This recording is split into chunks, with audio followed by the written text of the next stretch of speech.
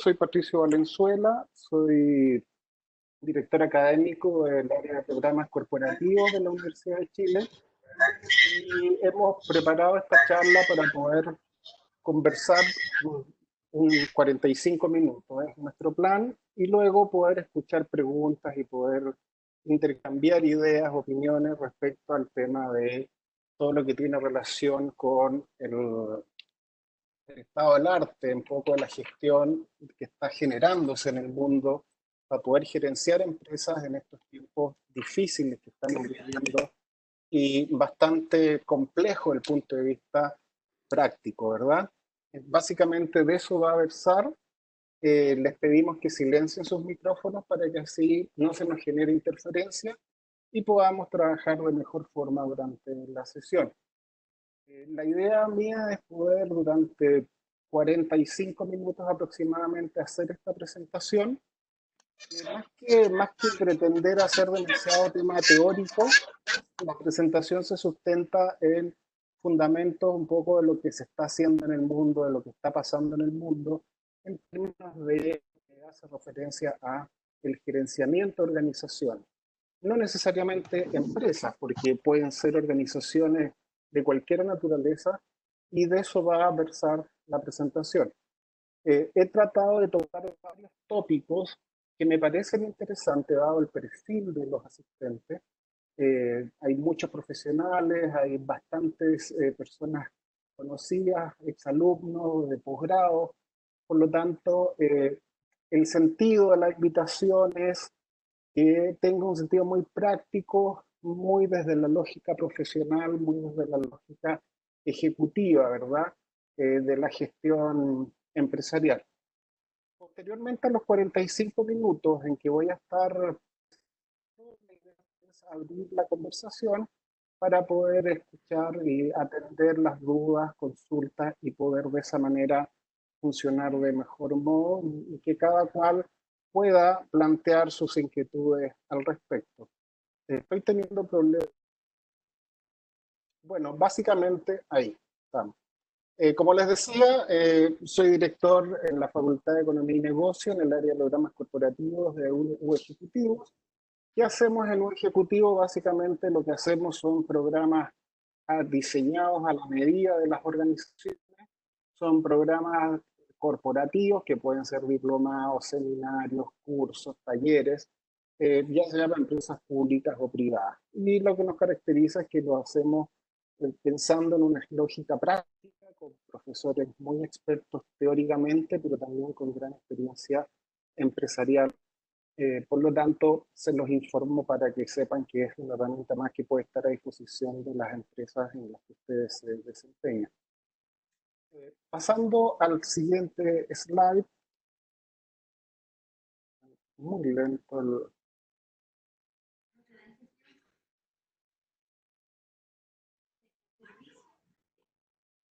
Aló, ¿me escuchan, verdad? No tengo ningún retorno.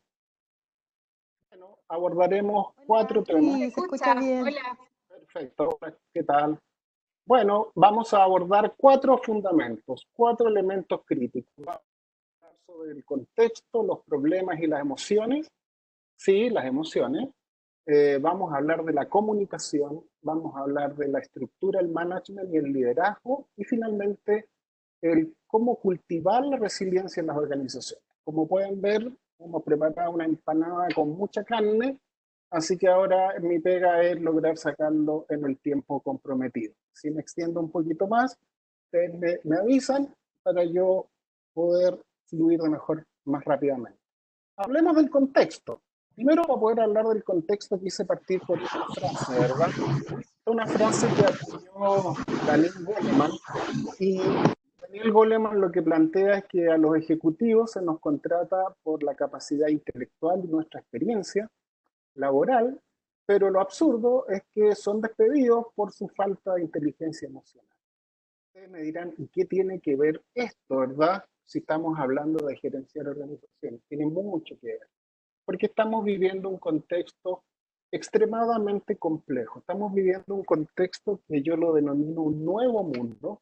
Este nuevo mundo se caracteriza por algunas cosas muy específicas. La primera es la volatilidad. Vivimos en un mundo en extremo volátil, un mundo en el cual cada día podemos encontrarnos con sorpresas, donde cada día el cambio es parte del acontecer y por lo tanto es el panorama mismo de los negocios y del funcionamiento organizacional. Está de más que diga lo que es lo que hemos vivido como país en Chile, ¿verdad? Ya desde agosto, octubre del año pasado, ¿verdad? Vivimos un proceso en que este mundo volátil prácticamente nos ha sobrepasado y el gran desafío ha sido poder mantener en operación organizaciones con toda la diversidad que estaba en juego. La volatilidad es una de las grandes características de estos nuevos tiempos de los negocios y de las organizaciones. Lo incierto, básicamente vivimos un mundo absolutamente incierto.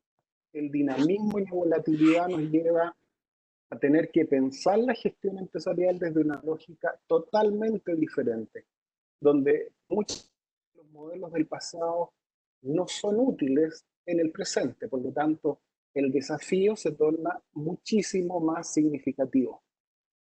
El tercer elemento es la complejidad de este mundo, ¿verdad? Y no confundir complejo con complicado. Cuando hablamos de algo complejo, estamos hablando de un proceso que es difícil reproducir y que no tiene patrones permanentes, versus algo complicado que puede ser un desempeño que signifique mucho trabajo, pero que pueda en la práctica sacarse adelante después de todo ese trabajo que has tenido que hacer. Entonces, dicho aquello, lo que sucede prácticamente es que la complejidad nos lleva a tener que inventar nuevas maneras de gestión. ¿Me dan un segundo?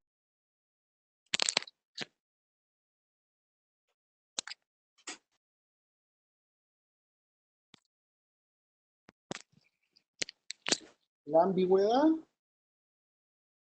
la ambigüedad de los tiempos nos lleva a que la toma de decisiones tenga que ser una toma de decisiones mucho más compleja. Es una toma de decisiones donde hay que ser capaz de mirar las situaciones desde muchos puntos de vista. Ya no es suficiente mirar el escenario desde una perspectiva. Veo que hay algunos exalumnos míos acá de un magíster de ingeniería industrial, ellos saben a qué me refiero, ¿verdad? Hasta pruebas tuvieron que hacer, pero básicamente este mundo VUCA, que es este mundo nuevo, este mundo distinto que somete a las organizaciones, es lo que va determinando una nueva forma de gestionar organizaciones. Y es lo que está como telón de fondo en el acontecimiento actual. Y de este mundo VUCA, ¿verdad? Llegamos al impacto del COVID-19. Básicamente, COVID-19 es un detonar emociones en las personas. Hoy día, cuando hablamos de organizaciones, cuando hablamos de gerencia, no estamos solo hablando de aspectos técnicos, no estamos hablando de los cursos de administración que hayan hecho ustedes, ni estamos hablando de ingeniería fundamentalmente. De lo que estamos hablando es de las personas, personas que están viviendo un contexto de mucha inseguridad, estrés, ansiedad muy elevada y miedo, incluso me atrevo a decir. En ese contexto, ¿verdad? Es que hay un impacto muy fuerte en las personas y esto también se ve fortalecido por la carencia de información certera. Eh, las personas que están requieren mejor información, más frecuente información, y es algo que también genera mayor incertidumbre a nivel de las organizaciones y a nivel del país en general. Aquí les pongo una gráfica. Ustedes me podrán decir, ok, las emociones las podremos sobrellevar. El tema es que las emociones no son un tema trivial, amigas y amigos. Básicamente porque las emociones nos llevan a caer en situaciones de estrés. Y el estrés se divide en dos tipos de estrés. Hay un estrés que es el estrés, llamémoslo así, positivo, que es el eustrés. Básicamente el eustrés es el que nos lleva a un nivel óptimo de desempeño. O sea, tampoco es tan bueno tener cero estrés. Es bueno un grado adecuado de estrés y se llama eustrés. Es ese estrés que te ayuda para jugar a la pelota, es ese estrés que te motiva para el desempeño profesional en tu organización, es ese estrés que te lleva a activar tu sistema fisiológico para poder operar. Pero ¿qué pasa con el estrés cuando ya la adrenalina se acumula por mucho tiempo? Entramos en una fase que se llama distrés.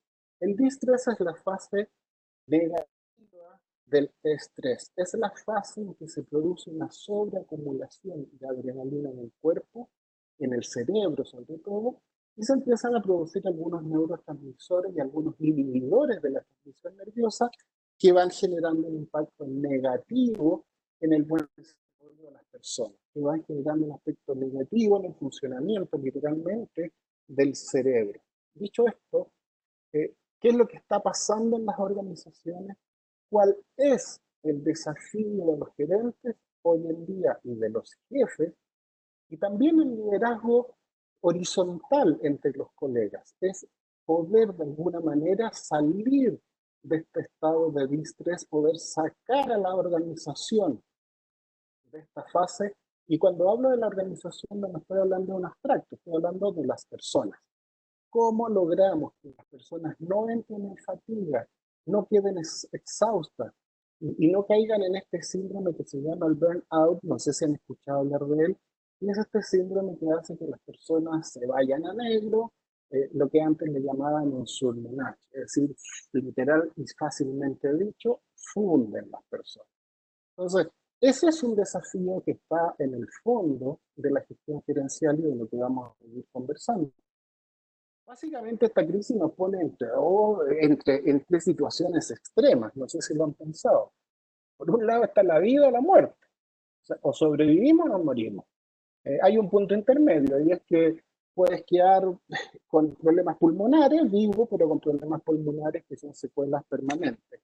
Eh, para las empresas, la quiebra, ¿verdad? O quedarte sin trabajo. Básicamente estamos hablando de un trabajo que es radicalmente diferente al que toda tu vida hiciste o tiene que ver con un trabajo tradicional. Si se fijan, estamos funcionando entre extremos, ¿ok? Y los extremos son los que van generando inconvenientes de orden práctico en la gestión empresarial propiamente tal. Dicho aquello, en el siguiente slide, creo que es importante entender cuando se gestiona empresas que es un problema. Aquí pongo la gráfica que hemos visto en varias oportunidades, ¿verdad? En televisión y en distintas transmisiones, ¿verdad? Donde podemos visualizar que el, podemos visualizar que poder entender cuál es el problema que estamos enfrentando en realidad. Si el problema que enfrentamos es un problema de orden práctico, técnico, o es un problema de otra naturaleza. Básicamente, definir el problema es muy importante. Podríamos decir que el problema es la brecha que existe entre las aspiraciones de las personas y la realidad esperada. Nuestra aspiración es aplanar la curva. En eso está el país y eso es el trabajo que hay que hacer para poder avanzar positivamente y minimizar el nivel de personas fallecidas versus un proceso sin aplanamiento que sería esta situación que llevaría a poder a gran cantidad de muertes por la incapacidad de resolver. Entonces un ejecutivo, un profesional, tiene que en primer lugar dar tiempo a entender cuál es el problema. Puede parecer obvio, pero que obvio no tiene nada. Entender y definir el problema es un tema crítico, por un factor que les voy a explicar enseguida. Y otro tema muy importante desde el punto de vista de los ejecutivos, de los profesionales en general, es entender si aquello en que estoy enfocado es en realidad un síntoma del problema o más bien es una causal que está en juego. Es decir, puedo estar abordando la solución de múltiples cosas que en la realidad no resuelven el problema de fondo. Y eso es una responsabilidad que otorga este mundo VUCA, que es un mundo múltiplemente cruzado. Fíjense que en este minuto vemos 66 personas juntos, pero a la vez estamos físicamente separados. Este mundo sistémico, este mundo en que todo se cruza, en que unos sistemas dependen de otros sistemas, nos lleva a tener que poner mucha claridad en entender si lo que estamos analizando es un síntoma o es la enfermedad en sí misma, es un síntoma de la problemática o es la problemática en sí. Entonces aquí voy a introducir dos conceptos que son bastante interesantes y se los planteo. Diferenciar los problemas técnicos, que vienen a ser aquellos problemas que se resuelven con recursos, con conocimiento, problemas que están descritos en la literatura, que lo estudiamos y nos permite resolverlo. Un problema técnico podría ser, por ejemplo, reparar el auto cuando falla. Pero hay otro tipo de problema, que son los problemas adaptativos. Los problemas adaptativos se caracterizan por ser problemas que involucran a las personas. No podemos separar a las personas del problema en sí mismo. Pregunto, me lo pueden contestar por el chat si gustan. A ver, para dinamizar y para que no se me aburran escuchándome tanto a mí, ¿verdad? Eh, este problema de aplanar la curva, ¿será un problema técnico o un problema adaptativo? Por favor, pongan en el chat para ver cómo nos fue o cómo les fue a ustedes. Elena me dice adaptativo, Nicole, yo creo que adaptativo, Claudio, adaptativo. Wow, hay convergencia grande. Elena también piensa lo mismo. Ignacia, ¿verdad? Marcelo, creo que es técnico con consecuencias adaptativas, me dice otra persona, que no veo su nombre. Bueno, Lorena Argel, adaptativo. Qué gusto verte acá, Lorena. Bueno, efectivamente, amigo, este problema de aplanar la curva es eminentemente un problema adaptativo. ¿Y por qué es un problema adaptativo? Porque a diferencia del problema técnico, donde la solución existe, es conocida, se aprende, existen patrones fijos, el problema adaptativo requiere aprendizaje. La solución de los problemas adaptativos requieren aprendizaje, es decir, pasan por las personas. Esta curva no la vamos a aplanar, no la vamos a aplanar si los cuidados de las personas y sus conductas no cambian.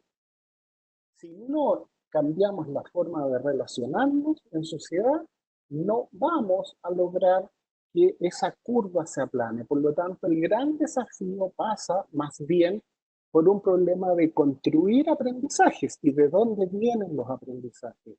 Primero, de nuestros hábitos, las creencias que hemos construido, las actitudes con que nos manifestamos frente a las situaciones y las prioridades que hemos establecido. Entonces, este es un primer elemento muy importante que yo les quisiera dejar a todos ustedes. Aprendan, tómense unos minutos para entender si los problemas que están enfrentando en esta crisis en sus respectivas organizaciones son problemas técnicos o son problemas adaptativos. El otro día daba un ejemplo en otras charlas donde yo decía, mira, eh, yo podría hacerme un bypass gástrico y eso es un tema técnico. Pero fíjense que es curioso que los bypass gástricos, más del 70% de las personas vuelven a engordar. Entonces, ¿qué es lo que pasa? Porque la solución técnica se da, que es operarte y hacerte un bypass. Sin embargo, el problema adaptativo es que uno cambie sus hábitos de alimentación. Si no se conjuga el, la resolución al problema adaptativo que es mis hábitos alimentarios, no es suficiente para que yo me mantenga delgado habiendo metido el dinero en la solución técnica, ¿verdad? Que era hacerme un bypass. Esa es la distinción que les dejo planteada. En las organizaciones, la mayor cantidad de temas que pasen por cambios y crisis son netamente problemas adaptativos, porque implica desarrollar nuevas conductas. Por eso, mucho de lo que has aprendido para administrar empresas, tengo la mala noticia de decirte que no te sirve demasiado. Eso es el primer tópico. Hablemos ahora sobre la comunicación. Hablemos sobre la comunicación y su rol en las organizaciones. ¿Por qué la comunicación es un factor importante? Porque tiene algunos elementos que son fundamentales. ¿Y qué es lo que está mostrando la evidencia en otros países? Básicamente, como les dije, aquí he recopilado antecedentes de cómo se están gestionando las organizaciones, principalmente en Estados Unidos. Básicamente, la primera recomendación es dar a las personas la información que necesitan y cuando la necesitan. Las personas se securitizan en la medida que sienten que se les entrega información. El estar informado securitiza a las personas y por eso hay que ofrecer la información. La otra recomendación es comunicarte de una manera clara, frecuente y nítida, de una manera que las personas sepan lo que están queriendo saber. Y repetir y repetir y repetir el mensaje. Que las personas no se dejen estar, que las personas sientan y tengan en mente aquellos elementos de seguridad y saludabilidad que tienen que estar recibiendo. El tercer elemento es elegir la franqueza respecto al carisma. La verdad es que muchos líderes, muchos profesionales creen y abusan un poco del carisma. En crisis, el carisma no es lo más relevante.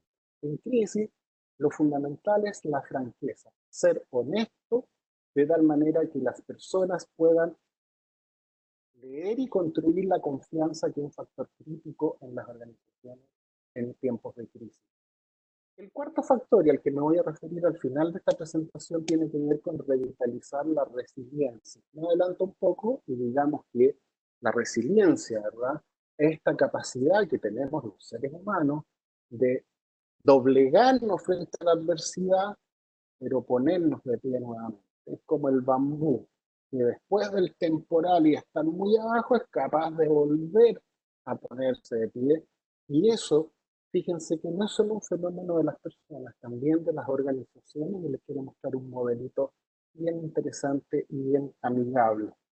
Finalmente, el quinto paso es, una vez que sales de la crisis, tomarte tiempo para reflexionar lo que la crisis fue.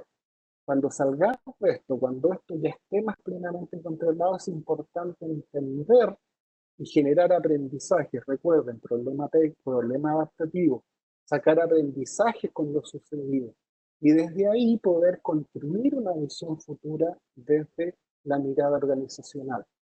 Aquí tengo un diagrama que solamente me quiero quedar en tres cosas. Básicamente, este diagrama viene de un estudio hecho en Estados Unidos de cómo se recomienda el mix comunicacional. Básicamente, el modelo te dice que las crisis van pasando por etapas y en esas etapas las emociones fluyen de una manera diferente.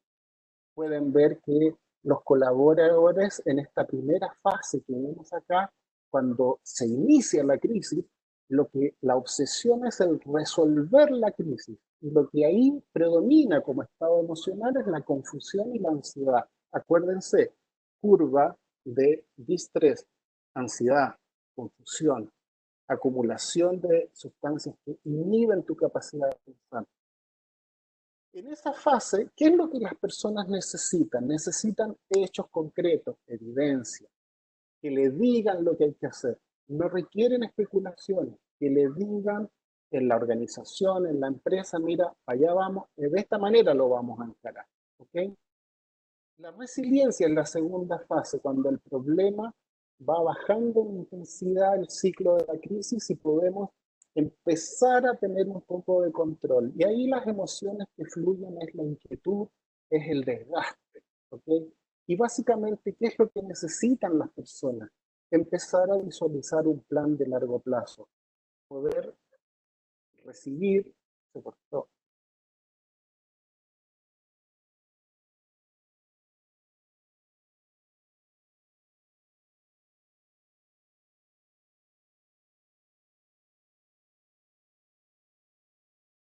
perdón, ahí está. Disculpen, me dio un mensaje al programa. básicamente tener un plan de largo plazo, que las jefes, que los gerentes cuenten historias positivas, que levanten el optimismo de la organización, que no se enfoquen en negativismo, sino que se enfoquen en aspectos positivos de la organización. Y desde ahí construir espacios de conectividad entre los colaboradores de la organización. En una tercera fase ya es el retorno, ¿verdad? Es el reformar la organización, es decir, cómo de aquí en adelante vamos a poder hacer las cosas. Y en esa etapa es donde la emocionalidad tiene que ver con estar listos para cambiar. Eh, a la vez se produce una paradoja, ¿verdad? Cuando viene el cambio, se generan sensaciones de pérdida, que también son inductores de estrés y de emociones que desfavorecen el fluir. Entonces, lo que este modelo te presenta, esta experiencia práctica, es que en cada una de las etapas de esta crisis, de la crisis, el mix comunicacional se tiene que desplazar de distinta manera. En una primera etapa hay que dar instrucciones, que es la zona oscura, azul. Instruir a la gente. ¿Qué hay que hacer? Instrucción. En una segunda fase está el ajustar, que es cómo nos adaptamos al cambio, cómo la incertidumbre la empezamos a tomar de mejor manera. Y finalmente está la variable de internacionalizar, es decir, internalizo lo sucedido y por lo tanto con base a eso puedo operar mejor. Entonces este modelo te muestra cómo el mix de estos tres estilos comunicacionales se deben ir conjugando desde la fase de resolver el problema, que es cuando este brota y se genera, hasta una fase posterior tras la crisis, donde muchas de nuestras organizaciones van a sufrir cambios muy radicales. Fíjense que ahora voy a hablar del teletrabajo, pero antes de hablar del teletrabajo les quería mostrar esta gráfica. Esta gráfica es del estudio de McKinsey de hace 4 años atrás.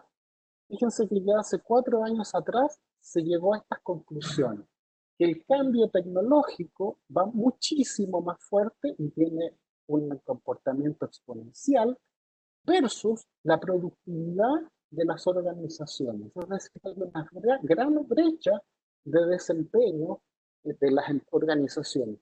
Y esto ha sido uno de los factores que ha detonado este impacto, no sé si decir desproporcionado, pero este gran impacto que ha tenido sobre las organizaciones esta crisis, y es que estamos viviendo un mundo con un desarrollo tecnológico a un ritmo que por lejos supera la capacidad de las personas de poder operar con esta información.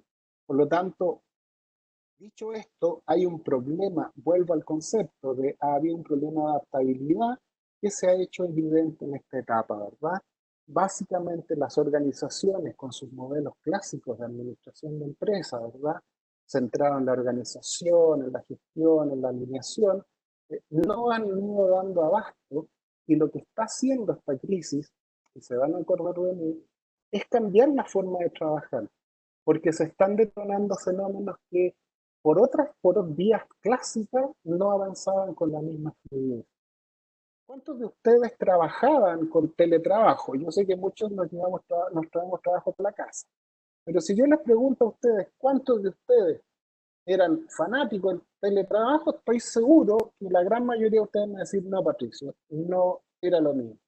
Y sin embargo, hoy día llevamos ya un par de meses y consideramos también las crisis sociales que hemos vivido, trabajando a distancia, haciendo teletrabajo.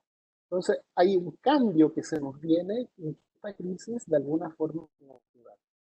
Entonces, haciendo mención a esto, quiero hablar sobre la mejor manera y cuáles son las mejores prácticas para la comunicación en equipos virtuales. Insisto, estamos hablando de comunicación, ¿verdad? Ahora quiero hacer mención cuáles son las mejores prácticas, las prácticas que están operando positivamente en la gestión con equipos virtuales. Atentos con esto porque hay algún par de buenas recetas.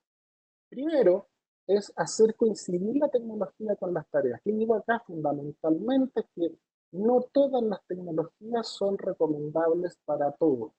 No es lo mismo un mensaje escrito, y les voy a mostrar enseguida el impacto y cómo se interpretan los textos. No es lo mismo comunicarse por un chat, por un correo, por una videoconferencia o una conversación telefónica. Básicamente la receta es que mientras más complejos son los temas tratados, aléjate lo más posible de los medios escritos y acércate más a la comunicación persona a persona. Acércate más a la web, a la videoconferencia, a la conversación telefónica. ¿Y por qué lo que les digo? Por lo que les voy a mostrar enseguida. Básicamente, los textos tienen tres desventajas. La primera es que los estudios han demostrado que las personas cuando redactan son más negativas que cuando dicen las cosas personalmente. No es lo mismo, y es lo que pasa en las redes sociales, ¿verdad? Todo el mundo tratándose violentamente, incluso sean casos curiosos, me ha tocado conocer personas que en redes sociales son un energúmeno, y sin embargo en la sala de clases son un encanto, y te dices, wow, ¿quién es quién, verdad?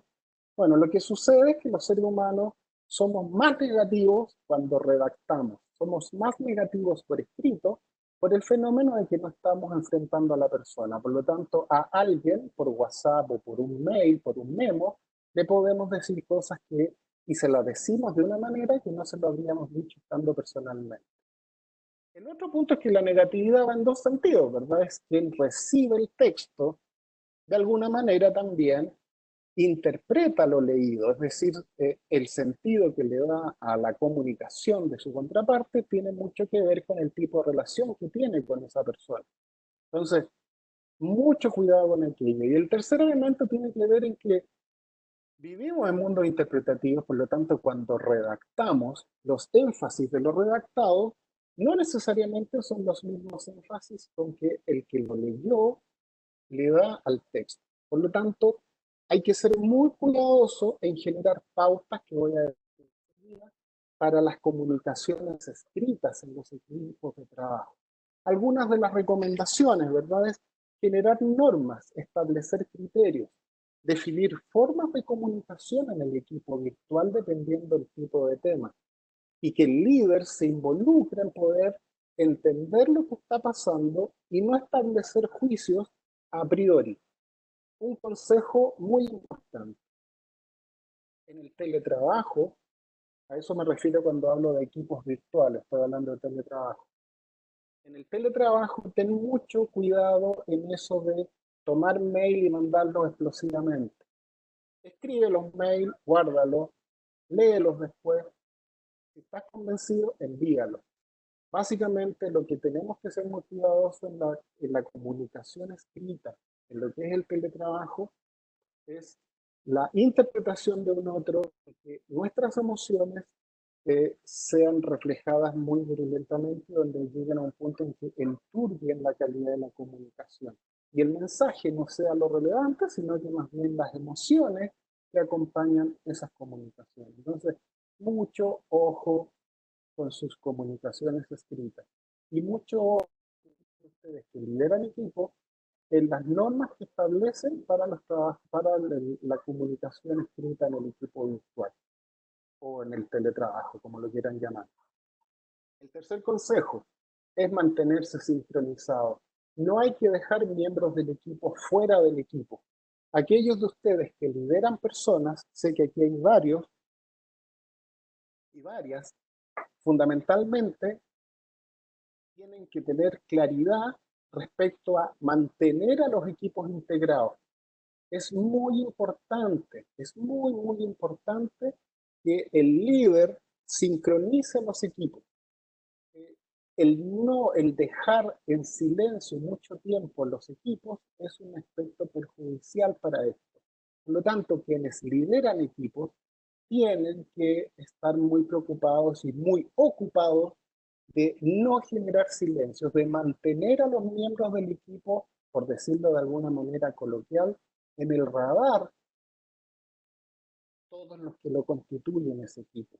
De tal manera que no se produzca este fenómeno que tú quedes fuera de la vista y por lo tanto estés fuera de la mente de los miembros del equipo y no se copia a ciertas personas relevantes la información, no se priorice a quién y qué debe saber cada cual, de tal manera que se pierda la conectividad de las personas. Entonces, muy importante el rol del líder, la sincronía, el invertir tiempo en estar cerca de la gente. El cuarto consejo, ser receptivo y solidario. Básicamente, el trabajo en equipo desde el teletrabajo es mucho más complejo y la confianza en los equipos de trabajo es un factor crítico de éxito. Por lo tanto, es muy, muy importante ser receptivo, alentar a las personas, tomarte tiempo para dar retroalimentación. Tómate tiempo para sugerir a las personas cómo resolver problemáticas. Siempre, siempre cuida tu tono. Lo voy a decir al final cuando hable de resiliencia. La resiliencia básicamente la vas a lograr en la medida que te enfoques en las virtudes, en la medida que te enfoques en las fortalezas y no en las debilidades de las coyunturas que estés viviendo. Finalmente, en el teletrabajo, en los equipos virtuales, es muy importante la inclusividad y la apertura a las personas. Generalmente, y bueno, y esto en Chile hoy día es un hecho tremendo, en Chile hoy somos una sociedad mucho más eh, diversa de lo que éramos hace 10 años atrás. Hoy día hay temas de igualdad de género, hay mucha más migración, hoy día hay mucha más diversidad genética y intelectual. Por lo tanto, es fundamental que los equipos de trabajo eso se transforme en una mayor capacidad de análisis, en una mayor capacidad de gestión, fruto de esta mayor interacción que se está produciendo, esta mayor calidad de ideas. Fíjense que una de las explicaciones que se da para el éxito de los Estados Unidos como sociedad es que es un país constituido por inmigrantes.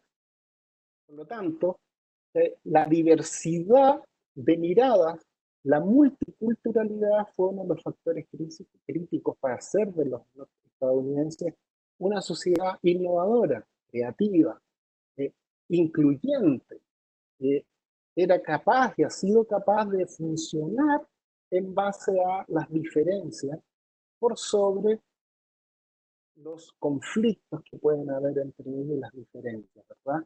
Fíjense que la Constitución norteamericana son unas cuantas páginas que escribieron los padres fundadores de la patria. Y no es un tema crítico para poder convivir en la nación más poderosa del mundo.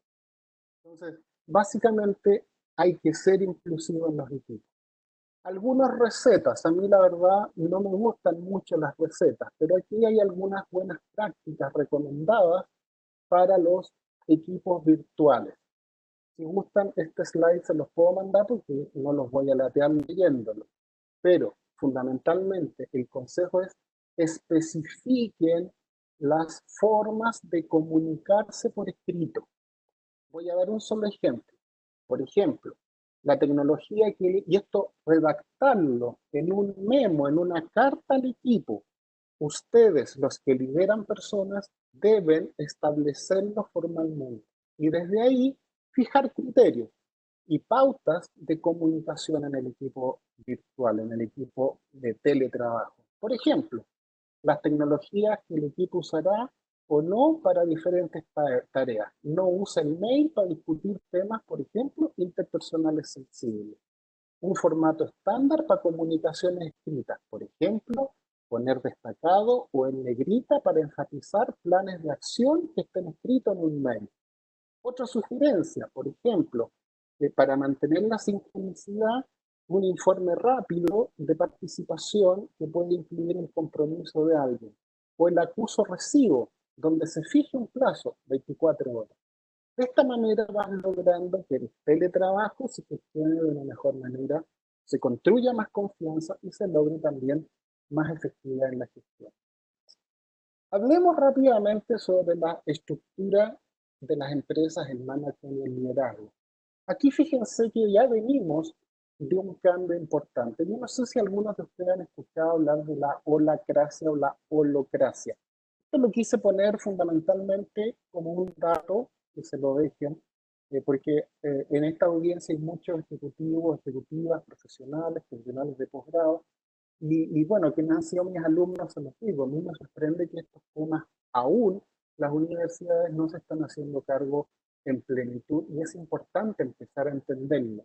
Tú me vas a preguntar, ¿y esto qué tiene que ver, Patricio, con el gerenciamiento en tiempos de crisis? Muchísimo, porque las empresas que ya han iniciado estos procesos de cambio en las que les está yendo mejor ante esta crisis, son las que se están gestionando de una manera mucho más efectiva. ¿Y por qué? Lo explico rápidamente.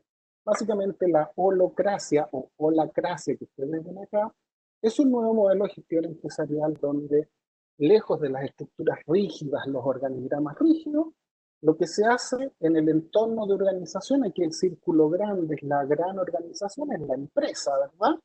Se dividen en subgrupos de trabajo, ¿verdad? Y subgrupos de trabajo que constituyen determinados roles que son roles multifuncionales. En un equipo de trabajo podrá haber contadores, podrá haber comerciales, habrá alguien de operaciones y está a cargo, por ejemplo, de un proyecto de buen servicio al cliente.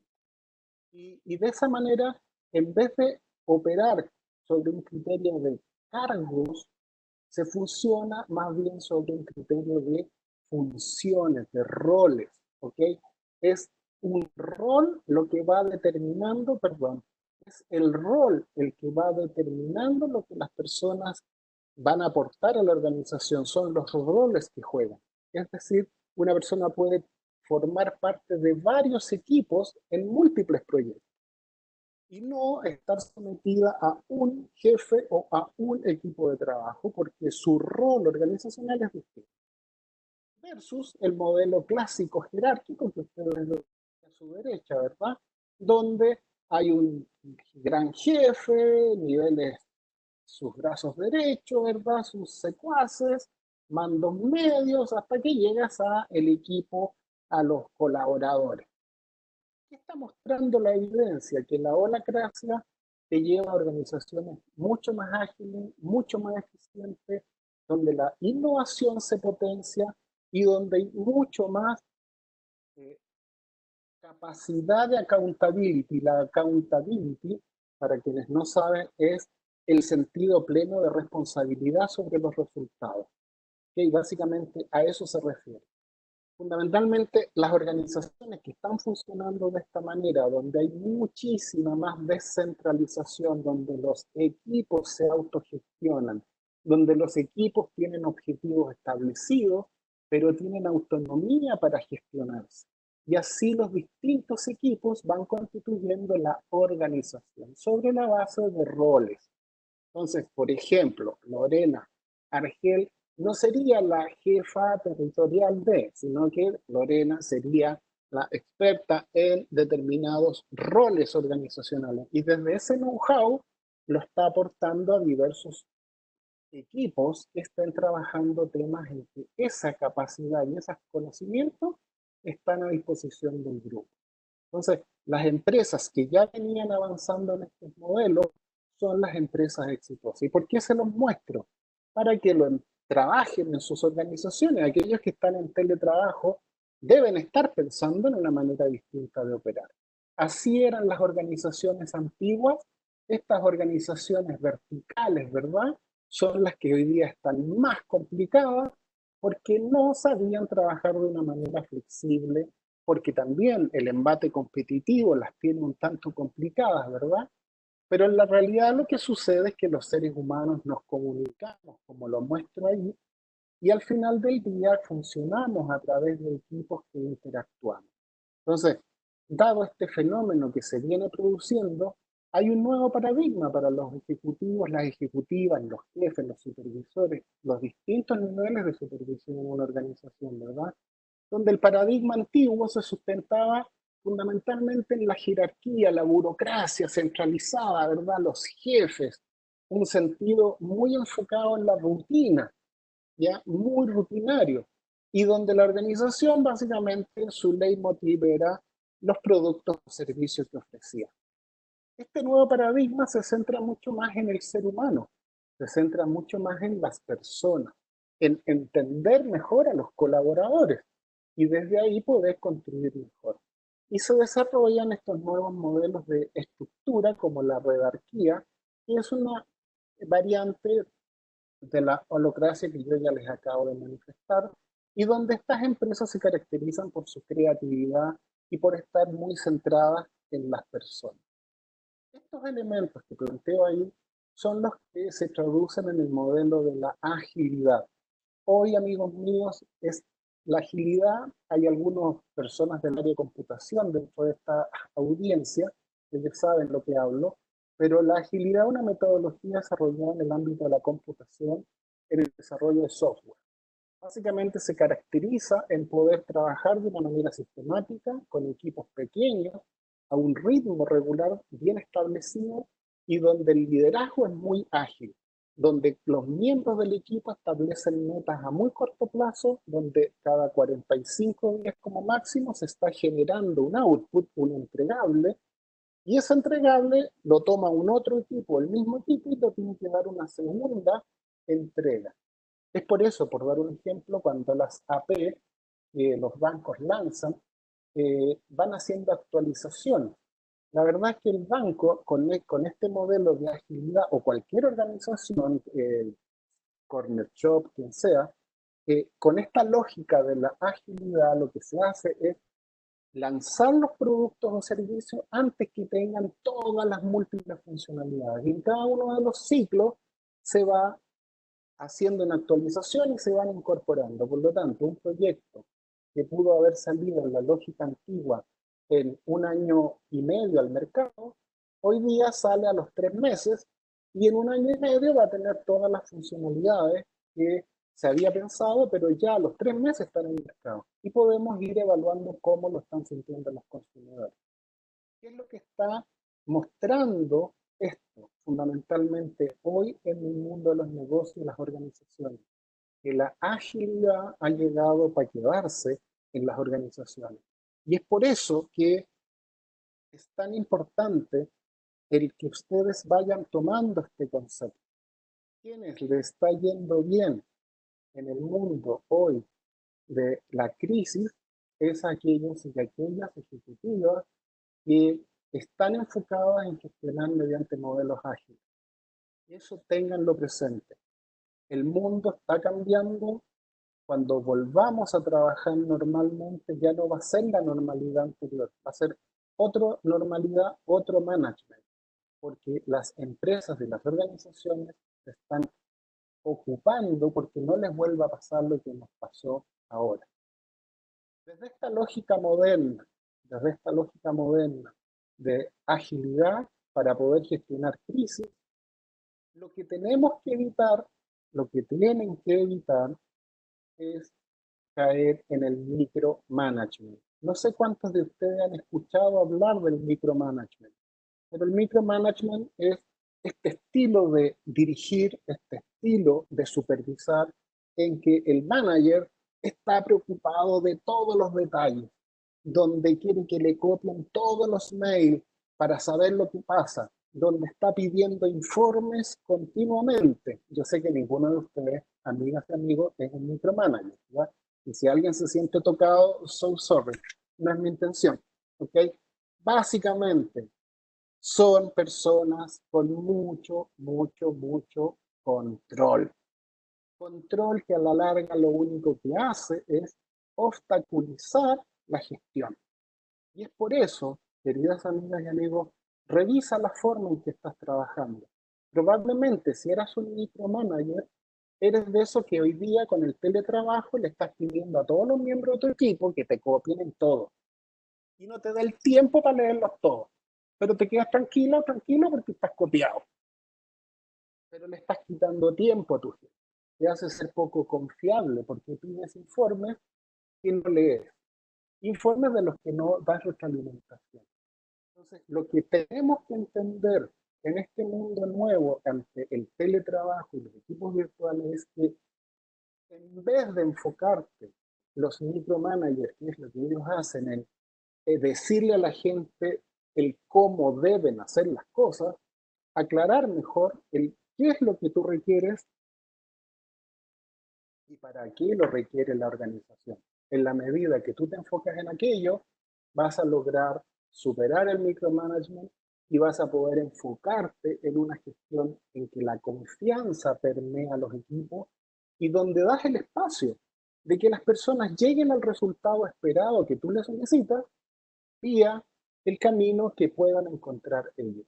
Entonces, hoy día lo que está quedando en evidencia es que aquellas organizaciones con mucho micromanagement, y ojo, en Chile hay mucho micromanagement, porque no nos olvidemos que hemos sido una sociedad muy pequeña, un país donde muy pocos fijaron los criterios y las normas de hacer empresa o de educación y otros tantos temas. Por lo tanto, el fenómeno del micromanagement es un tema que hay que tener muy presente en esta gestión de crisis.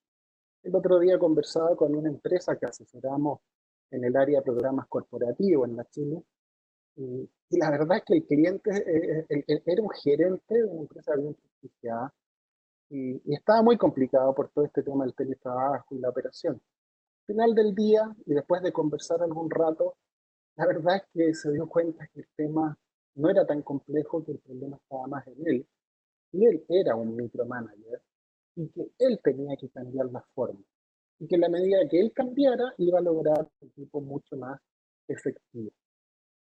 Dicho esto, al dejar el micromanagement de un lado, es bien interesante tener esto en la mente. Las organizaciones que en esta crisis están teniendo éxito, queridas amigas y amigos, aquellas organizaciones que han entendido que el management es una combinación entre accountability y seguridad psicológica. Ya expliqué lo que es la accountability. La accountability es crear una cultura en la organización de responsabilidad por los resultados, no por la tarea. Son aquellas organizaciones donde el trabajo se gestiona desde el logro de objetivos y no desde las cosas que hago. No es una accountability el andar contando el millón de cosas que hiciste en la pega. No. Accountability es tener una cultura y hacerte cargo de lograr los resultados, entendiendo que el control de tu gestión lo tienes que tener tú y dejar de echarle la culpa a otros factores exógenos a ti. ¿Y qué es la seguridad psicológica? No es otra cosa, queridas amigas y amigos, el hacer sentir a los equipos que esa instancia, que esos equipos son un lugar seguro para correr riesgo y trabajar juntos, donde no va a haber críticas, o las críticas va a haber respeto, va a haber diálogo, va a haber un actuar positivo, va a haber una inquietud por la persona, donde el que no sabe puede decir no sé. Entonces, la seguridad psicológica se sustenta, ¿verdad?, en el respeto y en la empatía. Donde tengamos presente empatía no significa que yo te paso mi hombro para que llores en mi hombro, ni significa que te perdono a priori por tu desempeño. Empatía significa entender lo que te está pasando ante esta crisis. Es entender que no la estamos pasando bien y entender que estamos en la curva de distrés todo el tiempo. ¿Ya? Y esto con respeto. Entonces, básicamente, en la medida que un management bien gestionado en crisis te va a permitir lograr seguridad psicológica y un nivel de accountability. Y eso es lo que se llama la zona de aprendizaje, ¿verdad? Es una zona en que vas a poder lograr que tu equipo fluya, donde los errores no van a servir para crucificar, sino que van a servir más bien para crecer en equipo y poder avanzar. Si miramos el fenómeno del liderazgo y la administración en crisis, es lo que están viendo ahí, ¿verdad? En una primera instancia de la crisis, es como si fueran dos circulitos, me van a disculpar si no fui suficientemente creativo, pero hice mi mejor opción. Es como si el liderazgo es una esfera y la administración es otra. Básicamente, en una crisis, en el comienzo de la crisis, esos dos roles van muy juntos y tienden a sobreponerse.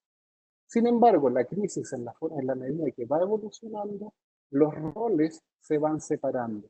Por eso, un buen líder de equipo, un buen supervisor, un buen colaborador de equipo debe disociar ambas cosas, ¿ok? Que vayas mucho dando el espacio para, de tal manera de poder liderar y administrar formando equipos. Y ese es el rol fundamental, en la medida que la crisis evoluciona, poder separar las roles de liderazgo y administración, los cuales nunca van a estar 100% separados porque hay una interdependencia entre ambas cosas. ¿Okay? Y para aquello, ¿alguna duda a este respecto? Si quieren, en el chat.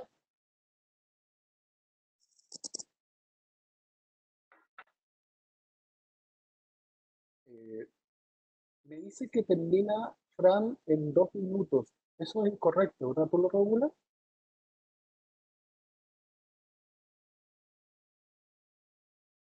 Perdón.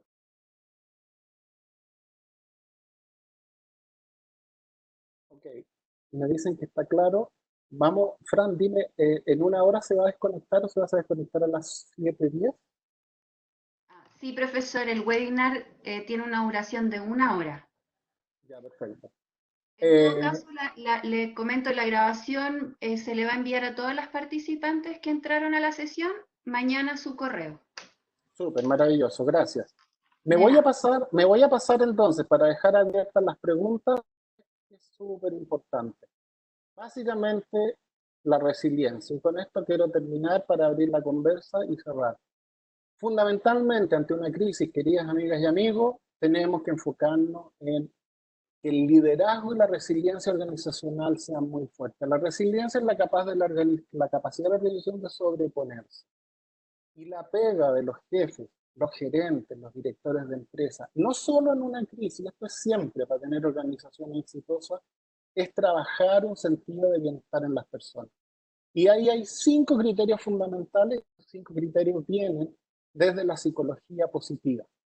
Fundamentalmente los 5 elementos es generar emociones positivas en la organización.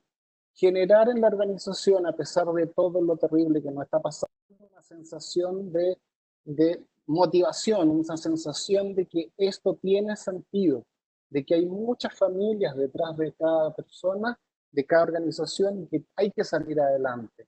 Compromiso, mantener el interés de las personas por gestionar la empresa, por salir adelante. Darle un sentido, el que las personas sientan que pertenecen y están siendo útiles a un algo superior a ellos mismos. En cuarto lugar, construir relaciones positivas, construir relaciones donde más allá de la crítica, más allá de la adversidad, se mire lo positivo y se estimulen las capacidades de las personas. Y desde ahí poder comprometerse con el logro. El logro es la realización. Estas son las 5 grandes tareas de un gerente ante una crisis, de un supervisor ante una crisis y en general siempre, dado que bajo estas premisas se construye el optimismo organizacional. Y básicamente no permite aquello. Abro las preguntas antes de cerrar. Pueden hacerlas por chat o personal. Loreto pregunta, ¿cuál es la diferencia entre la holacracia y el modelo matricial? Básicamente que el modelo matricial, Loreto, es un modelo estructurado, rígido, con lógica sobre funciones y no sobre roles al interior de la organización, mientras que la holacracia es un fenómeno en que las personas integran múltiples equipos y un colaborador puede estar trabajando en 2 o 3 equipos dependiendo de lo que aporta cada uno de ellos. Y hay otra lógica muy importante. ¿Cuál es el rol de los gerentes en la holacracia? Es formar talento y no es tener equipos encerrados dentro de su propia área, sino que crear talento para la organización. ¿Fue claro, Loreto? Esa es la gran diferencia. Es flexible, es adaptable. ¿Alguna otra pregunta?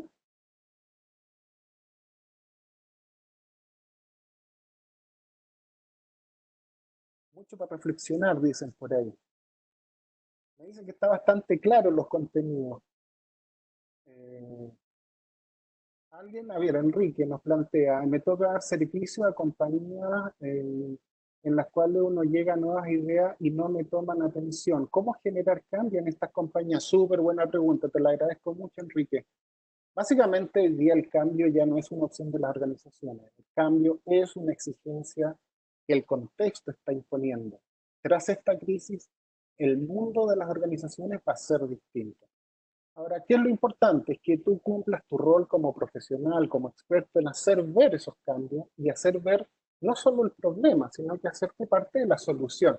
A veces a los viejos tercios, aunque yo no soy tan chiquillo, pero tengo mentalidad joven, tengo mucha juventud acumulada, básicamente lo que te quiero decir es, sé parte de la solución, propon y no te rindas en proponer. Y si definitivamente en tu empresa no te escuchan, piensa y busca una que sí te puedan escuchar, dado que el cambio va a llegar más tarde o más temprano. Y es mejor estar en la cresta de la ola que en la espuma. Siempre.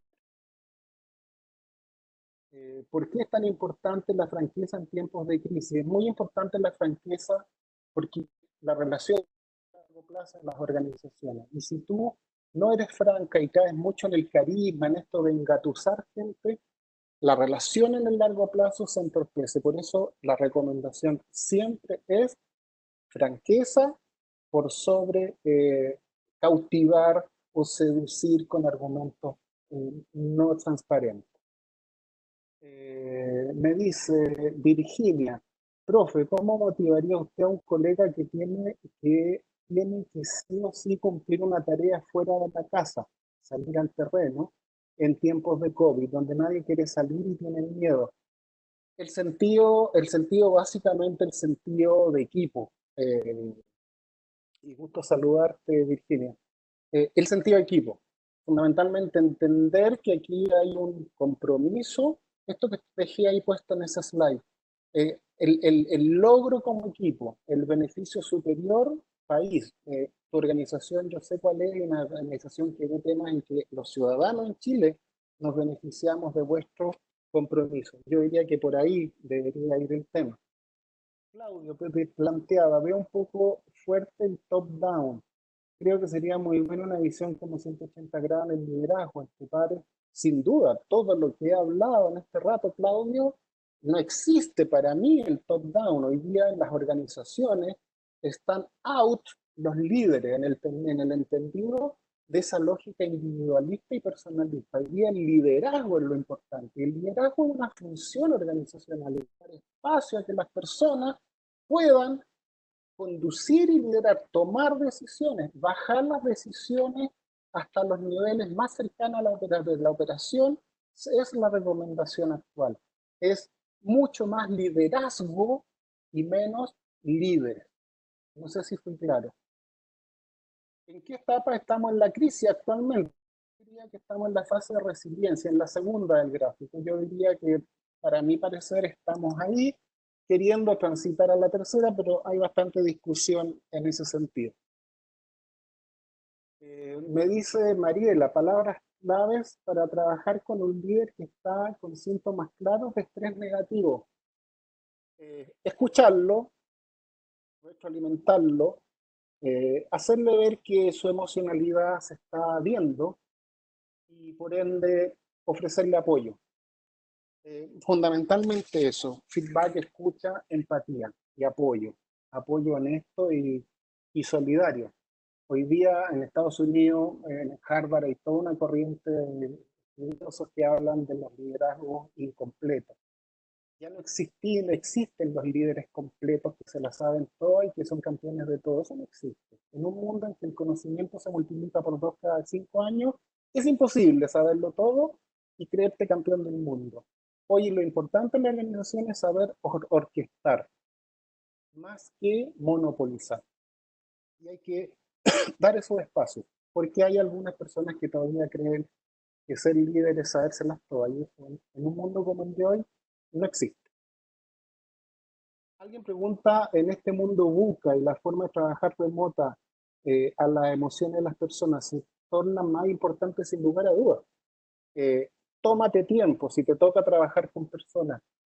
Hay empresas en Estados Unidos que lo que hacen los jefes es que el día viernes tienen una reunión de 30 minutos por la tarde. Y en esa reunión de 30 minutos no es por pega, es para conversar. Qué pasó en la semana, cómo lo pasaron, es para hablar de las emociones. El teletrabajo no nos impide dar espacio a la emocionalidad. Y aquí hay un desafío para los líderes. Si eres un líder autoritario, sorry si toco alguna sensibilidad, Si eres una líder autoritaria o un líder autoritario, si eres una persona que no escucha suficientemente, si la empatía no es una fortaleza tuya, no esperes que las personas se abran a comunicar contigo. Por ende, te devuelvo la pelota y te digo, la pega es tuya, cambia tú si quieres poder gestionar mejor la emocionalidad de tus equipos. Nunca se olviden de este dato, las emociones son contagiosas y se contagian en 6 segundos. Por eso el rol clave de los jefes es mantener el optimismo y la resiliencia organizacional. Parece que estamos acercándonos a la hora, ¿verdad? ¿Cómo abordar la gestión del equipo si debes igualmente despedir o suspender laboralmente a varios? Uy, buena pregunta. Siendo francos, y si hay que suspender, y en esto la verdad es que hay que tomar decisiones difíciles, pero si esas decisiones difíciles son en pos de poder reintegrar a esas personas y poder sacar a la organización de esta coyuntura que realmente es muy compleja, no nos olvidemos que esta crisis que estamos viviendo en realidad son dos crisis. La primera fue el COVID-19 y la segunda es la crisis económica. Por lo tanto, esto no se va a terminar pronto y yo me atrevo a decir que si juntamos ambas crisis, vamos a tener 2 años bien espectaculares desde el punto de vista del desafío de gerenciarlos con efectividad y lograr resultados. Y ustedes y todos tenemos que estar preparados para eso. Alguien me dice adaptar nuevas relaciones interpersonales. Sin lugar a dudas, Margarita, las relaciones interpersonales están primero que el desempeño, entendiendo que las relaciones interpersonales no pasa por, por el exceso de empatía que deja de lado la accountability. Las dos cosas pueden conversar y eso depende de la capacidad del líder. Es la pega del que lidera o la que lidera. La adaptabilidad del home office ha pegado fuerte en el rendimiento y el estrés de las personas. Falta mucho apoyo en la organización, sin duda. Si a ti te toca hacer teletrabajo, hay que tomarse tiempo, hay que hacer pausas, oxigenarte, café, eh, pedir a los superiores, si tienes un superior, que tengan reuniones en que conversen de la vida, de lo humano. Esas conversas que antes eran en el pasillo o al almuerzo en el café, hay que seguir teniéndolas. Y es parte del tema del teletrabajo, es lo que hablé delante de la conectividad. ¿Okay? Entonces, básicamente eso tiene que ver con aquello. Aunque estemos a distancia, aunque sea virtual, pero los espacios de compartir deben generarse y se tienen que dar tiempo para aquello, para no perder el relacionamiento interpersonal y no salir del radar unos con otros. ¿Crees que esta pandemia gatille nuevos paradigmas y formas de trabajo que no se han considerado, pero sin lugar a dudas? Lo que te dije antes, por eso les quise mostrar esto de la holacracia.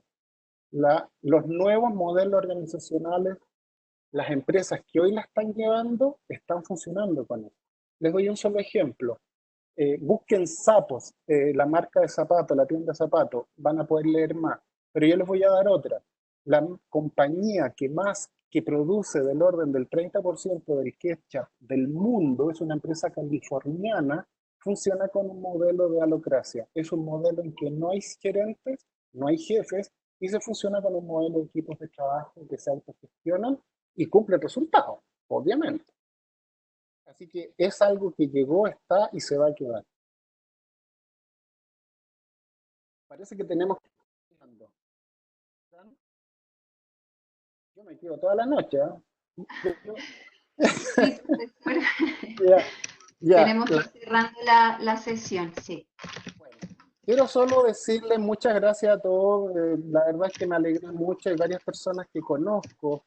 Eh, Vamos a hacer otras charlas más. Por lo menos vienen dos más. Una con un enfoque estratégico y otra con un enfoque de operaciones. Y si quieren, vamos con otra amiga, pero con lo que no puedo presentar hoy día. Pido disculpas por ello.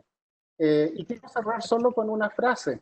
Quería compartir una frase con ustedes de Bob Marley.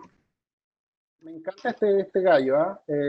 Y básicamente dice que no sabes lo fuerte que eres hasta ser fuerte, perdón, no sabes lo fuerte que eres hasta que ser fuerte es tu única opción que te queda. No pierdan la fe, no pierdan la confianza en ustedes mismos. Que estás arriba, eso se lo tienes que radiar a tu gente. Y si eres parte de un equipo, a tus colegas, el liderazgo y la gestión es en 360 grados, es completa. Créanse el cuento y no tengo duda que vamos a poder sacar esto adelante y la fortaleza está. Así que muchas gracias a todos por haber estado ahí y disculpen si en algo no estuvo óptimamente.